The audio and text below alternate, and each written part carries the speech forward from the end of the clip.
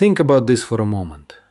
For the first 137 years of its existence, the United States of America, the nation that would eventually become the world's largest economy, operated without a permanent central bank. No Federal Reserve, no singular authority controlling the money supply, no lender of last resort standing behind the entire financial system, ready to catch it when it fell. And yet, during that same stretch of time, America went from a fragile collection of war-torn colonies drowning in debt to the most powerful industrial force on Earth. So, how did it work? How did the economy survive without the institution we now consider absolutely essential to modern finance? The answer is far stranger, far messier, and far more revealing than most people realize. Because America didn't simply coast through those years on luck and hard work. It lurched from crisis to crisis, from boom to bust, from stability to absolute chaos, over and over again. The country experimented with central banks, killed them, tried something different, watched it collapse, and then tried again. Along the way, titans of industry, street-level conmen, furious presidents, secretive bankers, and entire communities of ordinary people were swept up in a financial drama that shaped not just the American economy, but the global order we live in today. And the story of how America finally got its central bank, the Federal Reserve, in 1913 is one of the most extraordinary, conspiratorial, and consequential episodes in the history of money itself. Let me take you back to the very beginning, to a moment when the United States didn't even have a functioning currency, let alone a central bank. When the American colonies declared independence from Britain in 1776, they faced a problem that was arguably more dangerous than the British Army itself. And that was money. The Continental Congress needed to finance a revolution, but it had no power to tax. It had no gold reserves. It had no financial infrastructure whatsoever. So Congress did what desperate governments have done throughout history. It printed money. Between 1775 and 1779, Congress authorized roughly $241.5 million in paper notes called Continentals. These were backed by nothing more than a vague promise that the new nation would someday be able to redeem them. And at first, people accepted them. But as the war dragged on and Congress kept printing more and more, the currency began to collapse. By 1780, a continental dollar was worth less than a penny compared to its original face value. The phrase "not worth a continental" became a popular expression for anything completely worthless. Soldiers who had fought and bled for independence were being paid in money that couldn't buy a loaf of bread. Farmers refused to sell their goods for the rapidly devaluing paper. Entire communities reverted to barter. This was the financial environment into which the United States was born. A nation whose first experience with government-issued money was an unmitigated disaster, and it left scars on the American psyche that would influence every debate about banking and currency for the next century and beyond. Americans were terrified of centralized monetary power, and rightfully so. They had watched their government destroy the value of their savings with the printing press. That fear would become one of the most powerful political forces in American history. But there was one man who believed that the only way to save this fragile new nation was to build a financial system from scratch. That man was Alexander Hamilton. Hamilton was not born into American aristocracy. He was an immigrant, an orphan from the Caribbean island of Nevis, who had clawed his way into the inner circle of the revolution through sheer brilliance and relentless ambition. When George Washington appointed him the first Secretary of the Treasury in 1789, Hamilton inherited a catastrophe. The federal government owed roughly $54 million in war debts. The individual states owed another $25 million. The currency was in shambles. Foreign creditors had little faith that this new experiment in democracy would survive long enough to repay what it owed. Hamilton's solution was audacious and deeply controversial. He proposed that the federal government assume all of the state war debts, consolidate them into a single national debt, and then create a national bank to manage it. This institution would stabilize the currency, collect taxes, make loans to the government, and serve as a repository for federal funds. He modeled his vision on the Bank of England, the institution that had helped transform Britain from a second-rate European power into a global empire. To Hamilton, a national bank was not just a financial tool. It was a political machine of the greatest importance to the state, as he put it. It would tie the wealthiest citizens and most powerful merchants to the success of the new government, because if the nation failed, their investments in the bank would be worthless. It was genius, but it was also deeply threatening to a large number of Americans. The opposition was led by two of the most influential men in the country, Thomas Jefferson and James Madison. Jefferson, the great champion of agrarian democracy, saw Hamilton's bank as a Trojan horse for northern financial elites. He believed it would create a monopoly that favored creditors, merchants, and bankers over the farmers and planters who formed the backbone of the American economy. Jefferson also argued that the Constitution gave Congress no authority to create such an institution. If the government could charter a national bank, he reasoned, then there was no limit to what it could do, and the entire concept of a government of limited enumerated powers would be meaningless. Madison agreed, warning that the bank would concentrate wealth and influence in the hands of a privileged few. The debate was so fierce that it cracked open the first major ideological fault line in American politics. Hamilton's supporters, the Federalists, believed in a strong central government with an active role in the economy. Jefferson's Democratic Republicans believed in states' rights, limited government, and deep suspicion of concentrated financial power. This was not just an argument about banking, it was a battle over the soul of the new nation. В итоге Гамильтон убедил президента Вашингтона, что Конституция дает Конгрессу подразумеваемые полномочия. Вашингтон подписал закон 25 февраля 1791 года, и первый банк Соединенных Штатов с капиталом $10 миллионов открыл свои двери, но настоящая борьба за контроль над американскими деньгами только начиналась. And for 20 years, the first bank did exactly what Hamilton had promised. It stabilized the currency, it managed the government's finances, it extended credit to businesses and helped facilitate interstate commerce. It even acted as a check on state-chartered banks by presenting their notes for redemption in gold and silver, which forced them to maintain adequate reserves and prevented them from printing reckless amounts of worthless paper. The economy grew steadily. Foreign creditors regained confidence in the young republic. The national debt was brought under control. By almost any objective measure, the first bank was a success. But politics is not governed by objective measures. By 1811, when the bank's 20-year charter came up for renewal, the political landscape had shifted dramatically. Hamilton was dead, killed in a duel with Aaron Burr in 1804. Jefferson's Democratic Republican Party was now firmly in power. The number of state-chartered banks had exploded, and those banks deeply resented the first bank's regulatory authority and its competitive advantage. Foreign ownership of the bank's stock, which had grown to roughly 70%, became a potent political weapon. Opponents argued that British and Dutch investors were profiting from American commerce at the expense of American citizens. When the renewal vote came before Congress, it failed by a single vote in the Senate. The first bank of the United States quietly closed its doors. And for the first time, America had to figure out what an economy without any national banking institution looked like. The answer came quickly, and it was ugly. Without the first bank acting as a disciplining force on state banks, the number of these institutions exploded. In 1811, there were roughly 88 state-chartered banks in the country. By 1816, there were over 246.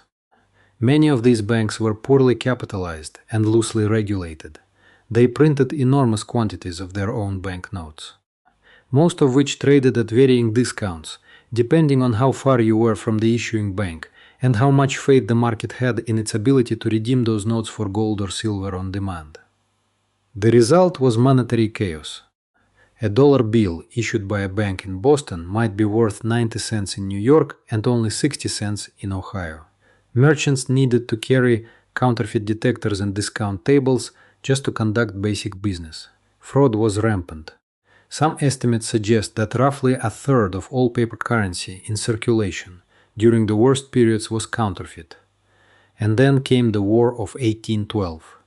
The federal government needed to borrow heavily to finance the conflict with Britain. But without a national bank to coordinate the effort, the Treasury struggled to raise funds. The government resorted to issuing bonds at steep discounts and borrowing from state banks at punishing interest rates. By the end of the war, the Treasury was nearly bankrupt and the financial system was in disarray. The experience made one thing painfully clear. Whatever philosophical objections people had to a national bank, the practical reality of fighting a major war without one was nearly catastrophic. And so in 1816, just 5 years after letting the first bank expire, Congress chartered the Second Bank of the United States with a capitalization of $35 million and a 20-year charter. It was headquartered in Philadelphia, and its structure was similar to its predecessor. The federal government owned 20% of the stock, appointed a fifth of the directors, and deposited its funds in the bank. The second bank got off to a terrible start. Its early management was incompetent and corrupt. Large non-performing loans were made to insiders and political allies. The bank contributed to a speculative land boom and then a devastating bust known as the Panic of 1819, the first major financial crisis in American history. Banks across the country collapsed. Foreclosures swept through farming communities. Unemployment soared. The public blamed the second bank, and with good reason. But then something changed. In 1823, a brilliant and forceful financier named Nicholas Biddle took over as the bank's president. Biddle was everything his predecessors were not: disciplined, visionary, and deeply knowledgeable about monetary policy. Under his leadership, the second bank transformed into something that functioned remarkably like a modern central bank. Biddle managed the money supply by expanding and contracting credit. He maintained a uniform national currency by accepting the notes of state banks at par and presenting them for redemption when they became too numerous. He provided the government with efficient fiscal services and even helped eliminate the national debt entirely by 1835. The only time in American history that has happened. By the late 1820s, the second bank was one of the most powerful financial institutions on earth. Its paper notes as good as gold anywhere in the country. Trade was flourishing from Boston to the expanding western frontier. State banks and businesses had benefited from tens of millions in loans. The economy was humming. And then Andrew Jackson arrived. Jackson was elected president in 1828 as the champion of the common man, a frontier war hero who despised the Eastern financial establishment with every fiber of his being. He had been personally burned by financial speculation early in his career, and he carried a deep, almost visceral distrust of banks, paper money, and any institution that concentrate economic power in the hands of what he considered a privileged elite. To Jackson, the second bank was a monster, a hydra of corruption that enriched wealthy stockholders and foreign investors while oppressing ordinary farmers, laborers, and small business owners. He saw Biddle as a dangerous aristocrat, wielding unaccountable power over the nation's finances. Рассекреченные архивы и документы той эпохи показывают, что столкновение было неизбежно, и эта финансовая война навсегда изменила Америку. The fact that the bank had been performing well was irrelevant to Jackson. The principle was what mattered, and the principle was simple. No private institution should have that much control over the economic life of a free people. The battle between Jackson and Biddle became one of the most dramatic political confrontations in American history. In 1832, Jackson's opponents in Congress, led by Senator Henry Clay and Senator Daniel Webster, pushed through a bill to renew the bank's charter 4 years early, betting that Jackson would not dare veto such a popular measure in an election year. They were wrong. Jackson vetoed the recharter bill with one of the most powerful and emotionally charged presidential messages ever delivered.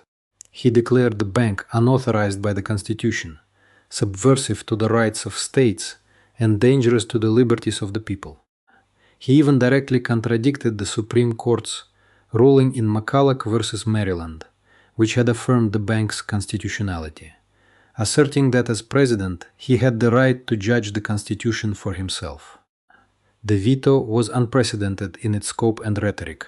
Jackson then made the fate of the bank the central issue of the 1832 presidential election, framing the contest as a war between the people and the money power. He won in a landslide. Interpreting his victory as a mandate from the American people, Jackson went further. He ordered all federal deposits withdrawn from the second bank and redistributed to dozens of state-chartered institutions that his critics derisively called pet banks. Biddle retaliated by dramatically restricting the bank's loans, deliberately triggering a credit crunch that he hoped would cause enough economic pain to force Congress to override Jackson's veto. It was a breathtakingly reckless gambit, and it backfired. Instead of turning the public against Jackson, Biddle's financial warfare only confirmed Jackson's warnings about the bank's dangerous power. A single unelected banker had just deliberately plunged the country into economic distress to protect his institution. When the second bank's charter expired in 1836, it was not renewed. America had killed its second central bank, and this time there would not be another one for 77 years. What followed was one of the strangest and most turbulent periods in American financial history. The era from 1837 to 1863 is commonly known as the free banking era. In many states during this period, virtually anyone who could raise a modest amount of capital and meet some basic registration requirements could open a bank. There was no federal regulation of banking at all. Each state set its own rules. And every one of these banks could issue its own paper currency, its own banknotes backed by whatever assets the bank held, typically state bonds, mortgages, or gold and silver coin. The result was an explosion of financial creativity, chaos, and occasionally fraud on a spectacular scale. At any given time, there were hundreds, sometimes thousands of different banknotes circulating across the country. A traveler moving from New York to Illinois might encounter dozens of different currencies. Merchants and traders relied on published guides, called banknote reporters, to keep track of which notes were worth what. And even with those guides, the system was a nightmare of confusion, friction, and risk. And then there were the wildcat banks, the most infamous products of this laissez-faire approach to finance. The term allegedly came from the practice of setting up banks in remote, inaccessible locations where the wildcats roamed, to make it as difficult as possible for note holders to travel to the bank and demand redemption of their paper in gold or silver. Michigan's experience in 1837 and 1838 became the most notorious example.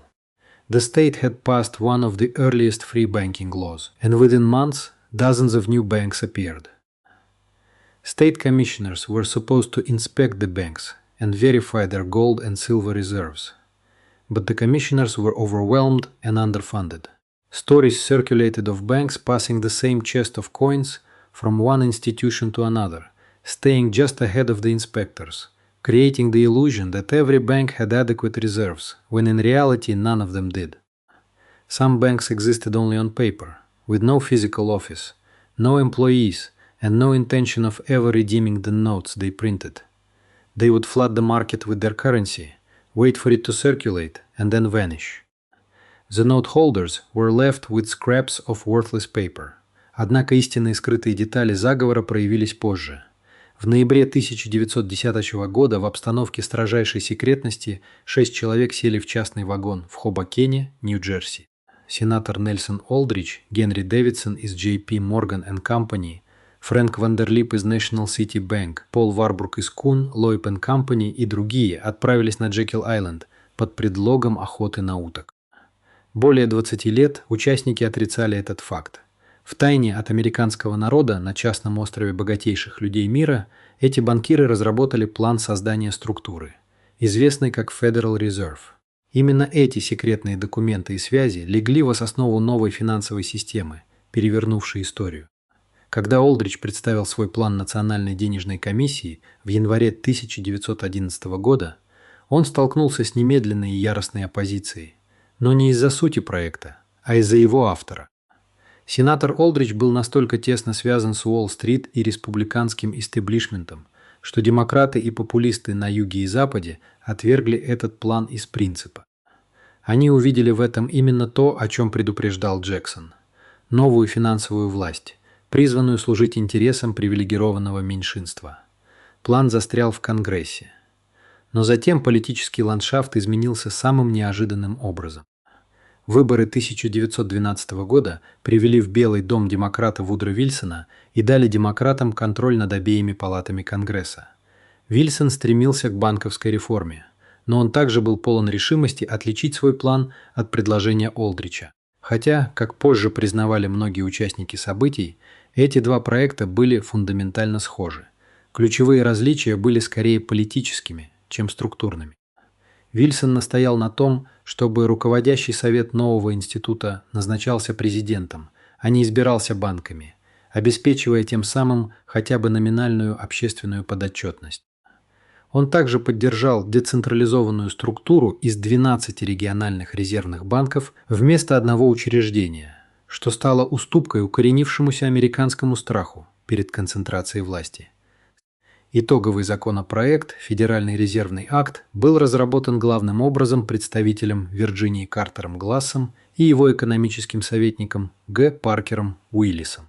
Он горячо обсуждался, встретил яростное сопротивление различных фракций с обеих сторон и неоднократно дорабатывался. Некоторые демократы хотели, чтобы правительство полностью владело системой и контролировало ее. Некоторые республиканцы хотели, чтобы ее контролировали банки. Популисты беспокоились о влиянии Уолл-стрит, а банкиры – о вмешательстве правительства. Финальный законопроект стал классическим американским компромиссом – децентрализованным центральным банком, который попытался сбалансировать все эти конкурирующие интересы. Он прошел Палату представителей 22 декабря 1913 года, а Сенат – на следующий день. Президент Вудро Вильсон подписал Федеральный резервный акт 23 декабря 1913 года. Новая система Федерального резерва начала работать только в ноябре 1914 года, но ее создание ознаменовало конец 137-летнего эксперимента, в ходе которого самая динамичная экономика мира пыталась функционировать без постоянного центрального органа управления. Почему эта история важна сегодня? Потому что создание Федерального резерва было не просто технической корректировкой финансовой системы, а кульминацией одной из самых долгих и ожесточенных идеологических битв в истории. Борьбы между теми, кто верил, что экономическая стабильность требует централизованной власти, и теми, кто считал централизованную власть величайшей угрозой экономической свободе. Первая и вторая половины этой истории доказывают, что обе стороны имели веские аргументы. Федеральный резерв родился как компромисс между этими двумя видениями, и во многом остается им до сих пор. Его децентрализованная структура с 12 региональными банками, подчиняющимися Центральному совету в Вашингтоне, отражает неприходящую американскую тревогу по поводу концентрации власти. А вечные политические дебаты о том, имеет ли ФРС слишком много или слишком мало власти, служит ли она интересам Уолл-стрит или Мейн-стрит, это прямой потомок споров между Гамильтоном и Джефферсоном, между Бидлом и Джексоном, между банкирами на Джекил-Айленде и популистами, которые им никогда не доверяли. В отсутствие центральной власти американцы разработали поразительный спектр неформальных механизмов. Но более глубокая истина заключается в том, что ни одна финансовая система не идеальна. Центральные банки приносят стабильность, но они также приносят новые риски, включая риск инфляции и морального ущерба. История американского банкинга до 1913 года – это история непрекращающегося, никогда не разрешающегося напряжения между стремлением к экономической свободе и потребностью в безопасности. И это напряжение все еще с нами. Каждый аргумент о повышении или понижении процентных ставок, каждый финансовый кризис возвращает нас к фундаментальным вопросам, которые 6 человек на частном острове в Джорджии пытались решить в секрете осенью 1910 года. Вопрос всегда заключался и будет заключаться в том, кто контролирует